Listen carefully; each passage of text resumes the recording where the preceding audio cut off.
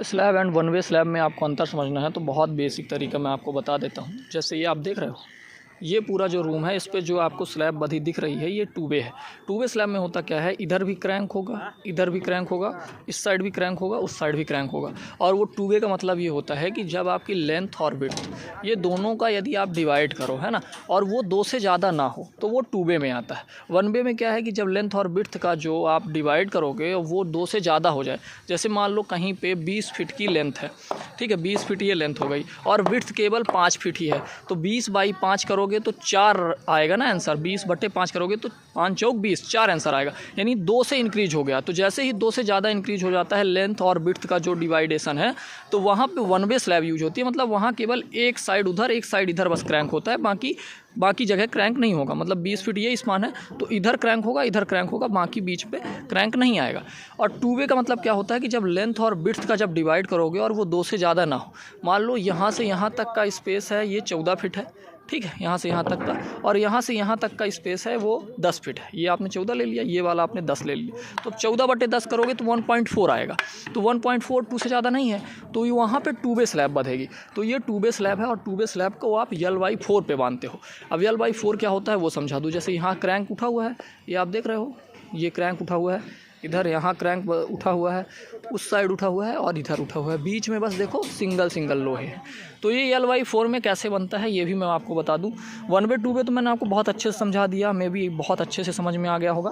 अब यहाँ पे क्या है ना कि वन वे स्लैब आप कहाँ पे बांधोगे ये भी बता दूँ। वो वाला वो पोर्शन देख रहे हो, तो वहाँ से वहाँ तक का जो स्पान है वो लेंथ उसका काफ़ी ज़्यादा है और चौड़ाई काफ़ी कम है, तो वहाँ पे वन वे बधेगा, है ना, क्योंकि जो डिवाइडेशन है वो 2 से ज़्यादा हो गया तो वन वे स्लैब बधेगा। बाकी यहाँ तो टू वे बधा है। अब L/4 में बांधते कैसे हो, तो देखो L/4 का आप हिसाब अच्छे से समझ लो। मान लो यहाँ से यहाँ तक का ये 12 फीट का स्पान है, 12 फीट का स्पान बाई आप 4 कर दो, ठीक है। L/4 मतलब लेंथ हो गई 12 फीट बाई 4 है, तो 4 × 12 3 फीट आया ना। तो अब उसको करोगे कैसे कि 3 फीट आप उधर क्रैंक कर दोगे, 3 फीट इधर क्रैंक कर दोगे, और बीच का स्पान है जो 6 फीट, उस पर कोई क्रैंक नहीं आएगा। ये L/4 कहलाता है। मतलब 12 का ये स्पान ले लो और मान लो 12 का ये स्पान ले लो, तो 12/4 करोगे तो 12/4 करोगे तो 3 आएगा। 3 फीट आपको क्रैंक इधर, 3 फीट क्रैंक इधर, 3 फीट उधर, 3 फीट उधर, इस तरह क्रैंक लोगे और बीच का जो स्पान बचेगा 6 फीट का, वो बिल्कुल सिंपल स्पान रहेगा, उसमें कोई क्रैंक नहीं आने वाला है। तो ये मैंने आपको बहुत ही आसान भाषा में समझाने का प्रयास किया है।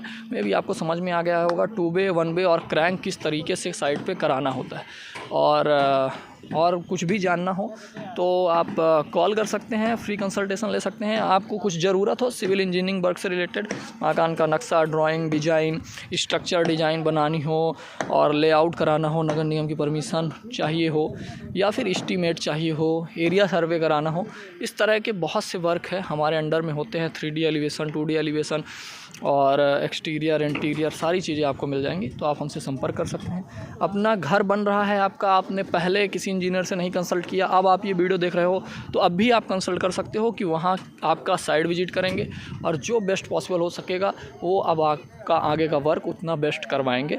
तो इस तरह से आप हमसे संपर्क कर सकते हैं।